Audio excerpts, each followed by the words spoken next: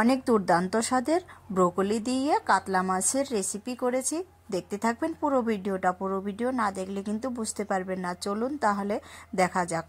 নমস্কার বন্ধুরা, উর্মিলার রান্নাঘরে অনেক অনেক স্বাগত জানাই আর অনেক অনেক ভালোবাসা নিয়ে আজকে আমার রান্নাঘরে দেখাবো কাতলা মাছ দিয়ে ব্রোকলি রান্নার রেসিপি। দেখতে থাকবেন পুরো ভিডিওটা।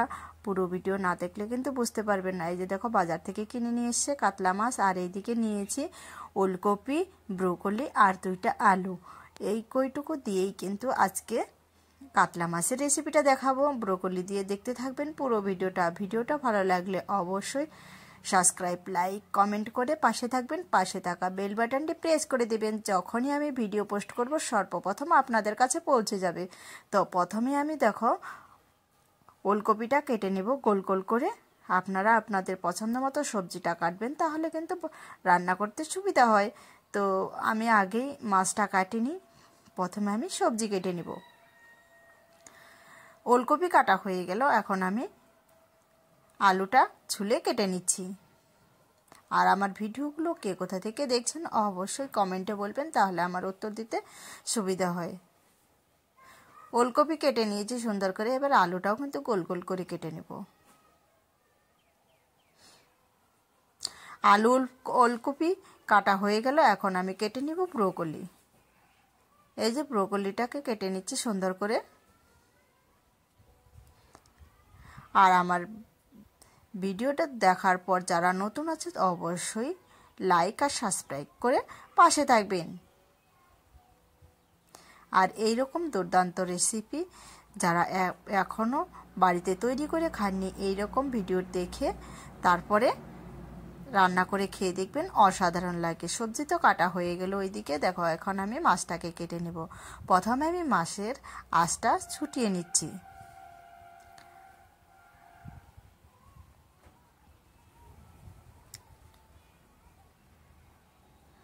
মাছের আঁশগুলো শক্ত, তার জন্য আমি কাটতে পারছিলাম না, অনেকটাই কিন্তু শক্ত।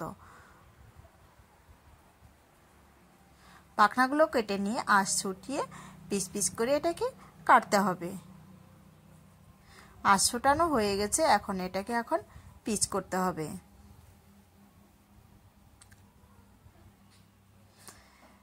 পিস করে নিচ্ছি। আপনারা আপনাদের পছন্দ মতো পিস করবেন মাছের, তাহলে আপনাদের রান্না করতেও কিন্তু সুবিধা হয়।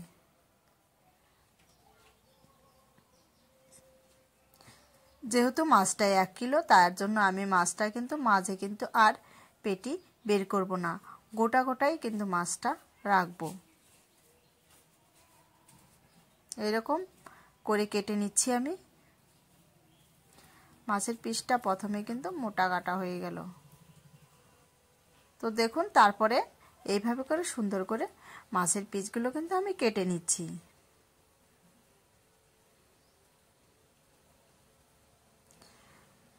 এরপরে অনেকগুলোই হয়েছে, দেখেছেন তো, 1 কিলো মাছের অনেকগুলোই পিস হয়েছে। মাছগুলো সম্পূর্ণ কাটা হয়ে গেছে, এখন আমি মাছটাকে ধুয়ে নেব সুন্দর করে। এই যে ধুয়ে নিয়েছি সুন্দর করে, এখন এটার মধ্যে লবণ আর হলুদ দিয়ে মেখে নেব। আর পুরো ভিডিওটা দেখে সুন্দর করে একটা লাইক করবেন, পারলে শেয়ার করে দিবেন ভিডিওটি ভালো লাগলে। তো লবণ হলুদ তো মাখা হয়ে গেল। এদিকে দেখো, কড়াই বসিয়ে দিয়েছি। কড়াইয়ের মধ্যে দিয়ে দিচ্ছি আমি সর্ষের তেল। সর্ষের তেলটা একটু নেড়ে চেড়ে দিব। তেল দিয়ে ধোঁয়া উঠছে, ধোঁয়া উঠলে মাছটা কিন্তু লেগে যাওয়ার সম্ভাবনা থাকে না। তো এইভাবে মাছ কিন্তু দিয়ে দিচ্ছি আমি।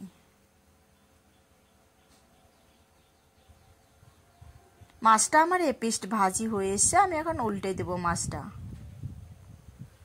উল্টে দিচ্ছি।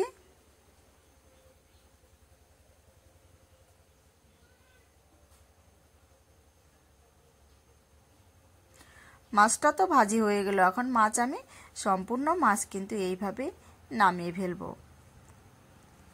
আর কয়েকটা মাছ আছে, ওই মাছটা কিন্তু আপনাদের ভাজা দেখালাম না, যেহেতু একইভাবে ভাজতে হবে, সেই জন্য একবারে আপনাদের থালাতে দেখিয়ে দিলাম সম্পূর্ণ মাছ ভাজিটা।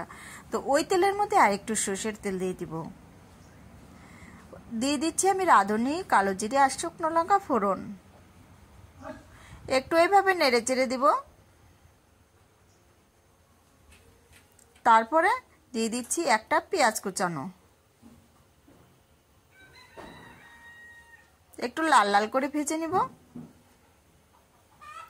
ভেজে নেওয়ার পর আমি দেখো এই যে কেটে রাখা আলু আর ওলকপি দিয়ে দিচ্ছি। আপনারা আপনাদের পছন্দ মতো কম বেশি সবজি দিয়ে রান্না করবেন, তাহলে কিন্তু ভালো হয়। একটু নেড়ে চেড়ে দিব। নেড়ে চেড়ে নেওয়ার পর দিয়ে দিচ্ছি আমি ব্রোকলিগুলো। ব্রোকলি দিয়ে আবারও আমি নেড়ে চেড়ে দিব।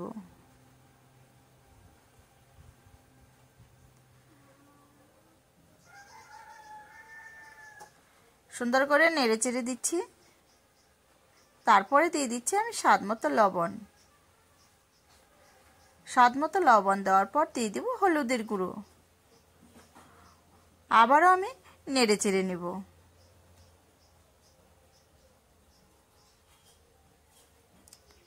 দেখেছেন তো অনেকটাই কিন্তু লাল লাল হয়ে এসছে সবজিটা। তখন আমি দিয়ে দিচ্ছি শুকনো লঙ্কা বাটা, 3 থেকে 4টা দিয়েছি। তারপর দিয়ে দিচ্ছি আদা বাটা। এইখানে দিয়ে দিব আমি ধনে বাটা। মশলা দেওয়া কমপ্লিট। এখন এটাকে সুন্দর করে কষাতে হবে। কষিয়ে বুঝতে হবে যখন মশলা থেকে সবজি থেকে যখন তেল বেরিয়ে আসবে তখন বুঝতে হবে মশলাটা কষানো হয়ে এসছে।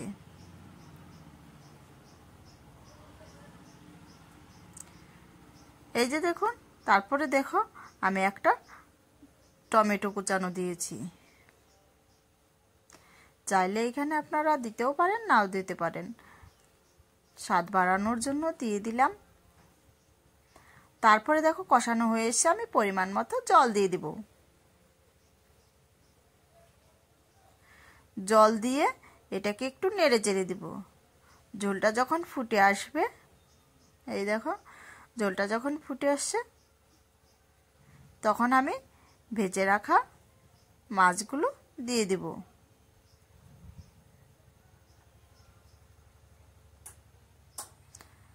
আর সম্পূর্ণ ভিডিওটা দেখে বাড়িতে একবার হলেও ট্রাই করে দেখবেন। এইরকম রেসিপি খেতে কিন্তু অসাধারণ লাগবে। দিয়ে দিচ্ছি আমি কয়েকটা কাঁচা লঙ্কা চিরানো। নামানোর আগে এইরকম কাঁচা লঙ্কা চিরানো দিলে কাঁচা লঙ্কার একটা আলাদাই ফ্লেভার লাগে। দিয়ে দিচ্ছি ধনে পাতা কুচানো। দিয়ে একটু হালকা একটু নেড়ে চেড়ে দিব। বেশি আবার নাড়া যাবে না, না তো মাছগুলো কিন্তু ভেঙে যাবে। এইভাবে করেই কিন্তু একটু নেড়ে চেড়েই কিন্তু তারপরে দেখো তরকারিটা হয়ে এসছে। এখন দিয়ে দেব আমি জিরের গুঁড়ো আর হচ্ছে গরম মশলার গুঁড়ো। অল্প দিয়েছি, অল্প মশলায় দারুণ কিন্তু একটা সেন্ট বেরিয়ে এসছে। এখন আমি হয়ে এসছে, তারপরে নামিয়ে ফেলবো। তাহলে বাড়িতে একবার হলেও ট্রাই করে দেখবেন, অসাধারণ লাগে। আর সম্পূর্ণ ভিডিওটা দেখার জন্য অসংখ্য অসংখ্য ধন্যবাদ। আমি কালকে অন্য ভিডিও নিয়ে আসবো আপনাদের সামনে। আপনারা ভালো থাকবেন, সুস্থ থাকবেন এই কামনাই করি। এই দেখো নামিয়ে ফেলেছি, কত সুন্দর একটা কালার এসেছে।